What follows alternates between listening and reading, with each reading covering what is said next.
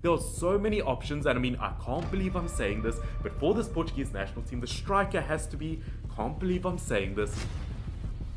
Right everyone, it is Finn here, and welcome back to another World Cup video, where today I'm going to be telling you everything you need to know about the Portuguese national team. Now of course, before we jump into what is an excellent Portuguese national team, obviously you guys will pick up that my setup does look slightly different today. It's because it is. Essentially over the next week or so, I am totally redoing my setup. So I mean, the sound might not be excellent, the video might not be excellent, but we're kind of stuck with this in the meantime, and hopefully it comes together. Unlike Cristiano Ronaldo and Manchester United after that awkward Piers Morgan interview. This guy is not even a coach. But obviously today we're going to be talking about everything you need to know about Portugal for the Qatar World Cup, from the best possible starting 11, the group that they're in, the players as a whole, and what are their chances of winning the World Cup. Of course, as we know, this Portuguese national team is filled with some absolute superstars, but whether they can go all the way and whether Cristiano Ronaldo can finally lift up that golden cup, we're going to have to analyze it. Of course guys, don't forget that if you do end up enjoying this kind of content, please do subscribe down below, as the goal is 10,000 before the end of the year. Yes, I know 10,000 subscribers, it does sound like a lot, but I know we can do it. I know that you guys are awesome, so why don't you prove it? But of course, jumping into what I believe is the best possible, I forgot how to speak.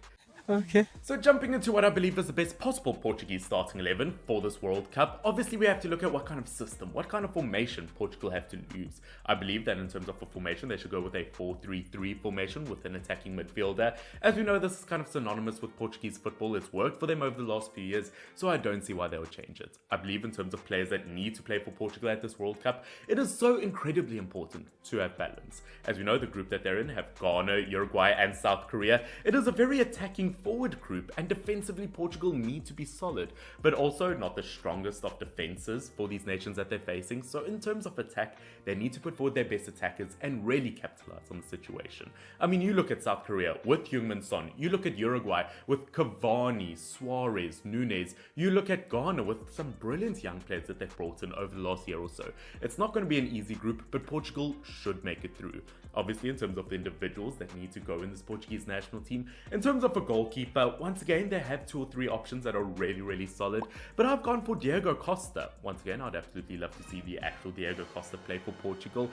No thanks, I choose life. But obviously, looking at the Porto goalkeeper, he's not a bad substitution. Obviously 9 clean sheets in 19 games for Porto this season. Even in terms of the Portuguese national team, 4 clean sheets in 7 games. For Porto this season, he's been absolutely brilliant. Obviously, I've watched majority of his Champions League games, and he's that kind of goalkeeper that when David De Gea leaves Manchester United, I would love him as the next goalkeeper option. He seems to be a goalkeeper with lots of confidence. He's got a lot of reach and quick reaction ability in him, which might just put him a level ahead of goalkeepers like Rui Patricio. Once again, Rui Patricio has kind of been Portugal's main goalkeeper for like 10 years now, but in terms of a new goalkeeper, although Patricio was brilliant in the Conference League last season, I do believe it is time for new gloves, new feet, whatever you want to call it. Now in front of a very reliable goalkeeper, you do have to have a very solid back four. Now yes, I know some of the players that I have selected for the squad I am going to get a few questions about, because in my fullback positions, I've gone for Joao Cancelo as a left back.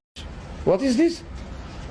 What is this? And Diego Dalot as a right back. No, now I haven't put Joao Cancelo as a left back just so that I can fit Diego Dalot in the squad. You are a liar. Or maybe to an extent I have. I do believe, looking at Joao Cancelo, he is maybe on his day the best fullback in world football at the moment. And yes, although traditionally a right back, people say, I would argue that even as a right back, he's the best left back in world football at the moment. I believe in terms of both attacking and defensive ability, once again, what a star player he's been. The 28-year-old left back for Manchester City has been absolutely brilliant over the last few years, and he needs to start. Now, obviously in the right back position, as I said, I've gone for Manchester United's Diego Dalot.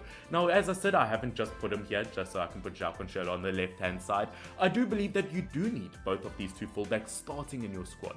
Diego Dalot for Manchester United, I would argue, has been their best player so far this season. That I felt betrayed. In terms of an attacking option, he's been absolutely brilliant as a fullback.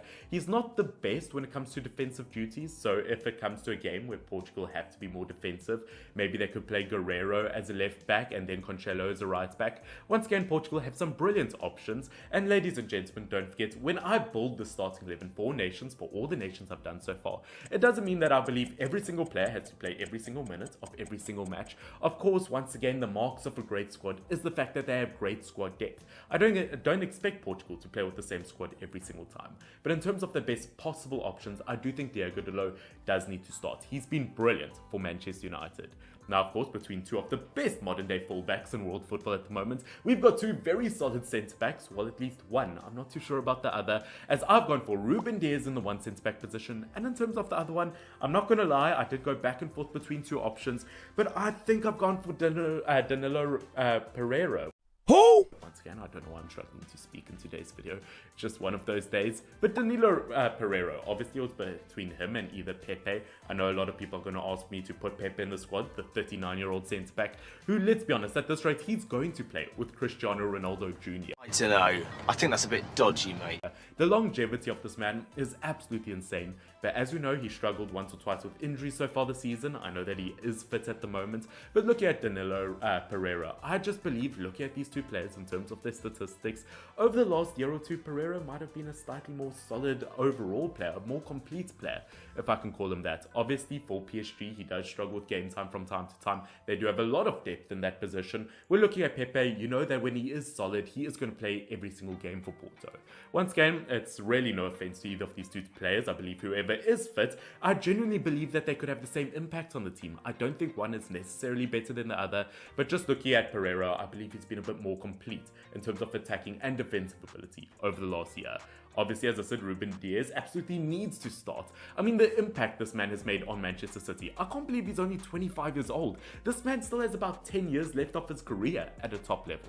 Or if he's going to be like Pepe, maybe another 15 years. I mean, look at Ruben Dias. I can't believe, as a Manchester United fan, 4 or 5 years ago, we were linked to him and we said, you know what, this man isn't proven, we're not going to get him.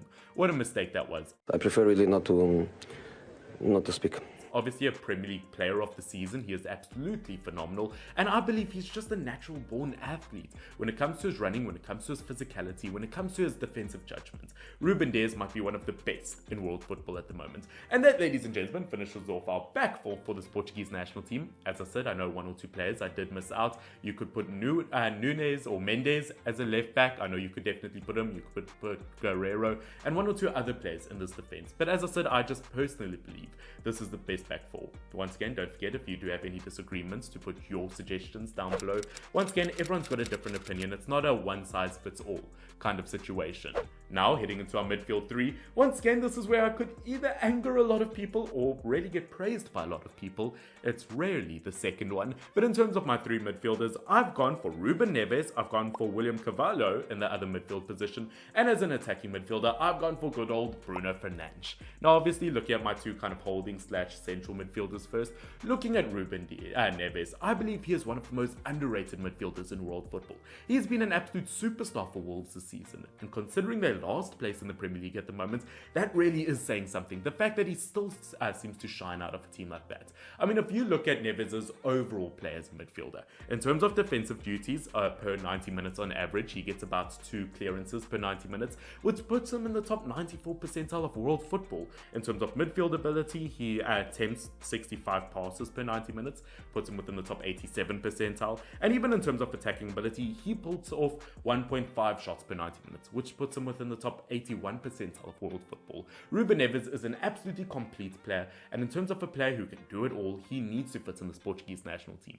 Looking at Carvalho, once again, heavily underrated player for Real Betis, and I believe in terms of a holding solid defensive midfielder, he is that player who can fill that role. I know a lot of people will underestimate him. I know not a lot of people watch Real Betis, so they won't quite understand the ability that he has. Once again, whether you want to put him there or Danilo Pereira and you want to put Pepe in defense, I totally understand if people want to do that. But I do think that putting a player like Carvalho, who often puts a 7 out of 10 performance week in, week out there, needs to start in a team like this. Obviously, in terms of the attacking position, as I said, it has to be Bruno Fernandes. Now, one worry, one concern I have about Bruno Fernandes, and I'm saying this as a Man United fan, is he does tend to lack consistency from time to time.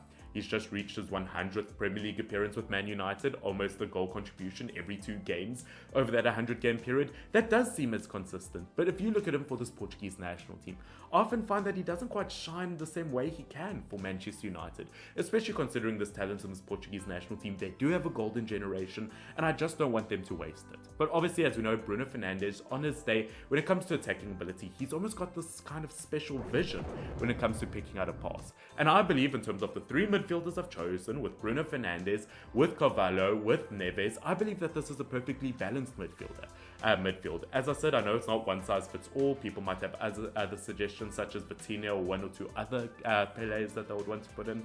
But as I said, I've chosen this midfield three because I believe it's a balanced one. I know you could pick other players, but as I said, it is completely balanced. Now, of course, heading into the front three, which once again, this might be the most controversial part to almost any Portuguese team. Obviously, looking in the left wing position, it would have been Jota beforehand, but he has picked up an injury, and that is a major loss for this Portuguese national team. But saying that, they do have the Serie A player of the season from last season with Rafael Leao. I mean, look at a player like him. He's been linked to Real Madrid for up to £150 million. Obviously, he's been absolutely brilliant, was 14th place in the recent Ballon d'Or. Look at Rafael Leao at such a young age. He is so promising. And the fact that Diego I'm forgetting how to speak. The fact that Diego Jota is injured could be a huge blessing in disguise for him, and this could really kickstart his international career. Obviously in the right back position or in the right wing position, I've gone for Silva. No, not Rafa Silva. No, not Andre Silva. I've gone for Bernardo Silva. Once again, whether you want to try squeeze him in the midfield somehow, because he's been brilliant for Man City in that position lately, I totally understand that. But as a right winger, he is probably the best option that Portugal has. As we know, for Manchester City and for Portugal, over years and years and years now, he is just, well, consistent. It's the best way to put him. I mean, I've spoken about other players being a 7 out of 10 week in, week out. When it comes to Bernardo Silva, he's almost an 8 out of 10 week in, week out. He gets goals, he gets assists, and for this Portuguese national team, he was the player of the tournament in the 2019 Nations League. Once again, look at Bernardo Silva, he just has to be in the squad, no matter where it is. Now, of course, ladies and gentlemen, that takes us to the dreaded striker position. As we know, they've got quite a few options, from Cristiano Ronaldo to Andre Silva to Joao Felix, who, I mean, even he could play as a winger position. There are so many options, and I mean, I can't believe I'm saying this, but for this Portuguese national team, the striker has to be, can't believe I'm saying this, but Cristiano Ronaldo. Once again, it shouldn't be too many surprises. He is the captain of this national team. Look at me, sure. Look at me, sure. I'm the captain now. No, he isn't getting as many goals as the other strikers I have mentioned, but it's Cristiano Ronaldo, guys. It is his last World Cup. I understand that he hasn't been in a great situation with Manchester United. Only one Premier League goal this season. It isn't looking great for him, but as we know, he's been in a very negative spot. We know what Ronaldo can do. The top goal scorer of all time in the world of football. You cannot leave a player like him out. Even at 37 years old, he is a prime athlete. I understand that he maybe soured the situation with Man United, with Piers Morgan, that interview. But at the end of the day, we still know that he is a star player. On his day, he can still make the difference. And even at his age, for this Portuguese national team, there have been games where he has still carried them. Although this is a brilliant squad, Cristiano Ronaldo is still a very vital part to it. I mean, you just cannot leave a player like him out. No way. We got you. Not a chance. Not this time. It never happened. But ladies and gentlemen, that is it for what I believe is the best possible starting 11 for Portugal heading into this World Cup. I know, once again, I might have a few controversial picks in this team. I know a lot of people might disagree with one or two picks I had here. But as I said, I've picked this team because I believe it is the most balanced. If you guys choose any other players in this team, once again, it could still work. As we know, this is a national team with a lot of depth in them, a lot of quality. You could play Guerrero as a left back. You could definitely play Pepe as a centre back. It might even be a better option. But as I said, I've gone for a lot of balance in this team. And I believe versus Uruguay, versus South Korea, and versus Ghana, they could get the job done. I think my biggest worry for them is Uruguay. As we know, they've got some of the best stars in world football, and they could give Portugal a run for their money, especially after that performance versus Serbia. Obviously, looking at Ghana, as I said, I think a lot of people will underestimate them, but as someone that is from the proud country, listen to me, that's stupid, the proud continent of Africa, I know how brilliant this Ghanaian national team is, and it could surprise a lot of people. Obviously, South Korea, once again, maybe less so. I feel like Heung-min Son is definitely their biggest threat, but other than that, Portugal should definitely advance through. I think Portugal could make it super far. Whether they could win the tournament or not, I'm not too sure. I want to hear from you guys in the comment section down below, whether you think Portugal will win this tournament as a whole. But guys, this has been Finn, FY I hope that you have enjoyed the video. Don't forget to subscribe if you have enjoyed it. Don't forget to like the video if you, well, liked the video. It only makes sense. And of course, if you guys haven't seen my full Premier League, full World Cup prediction video yet, I don't know, my mind is just such a mess in today's video. I've got no idea what it is. But if you guys haven't checked out my World Cup prediction video yet, it will be somewhere on screen, I guess, or in the eye thingy up above. But until next time, this has been Finn, FY Cheers.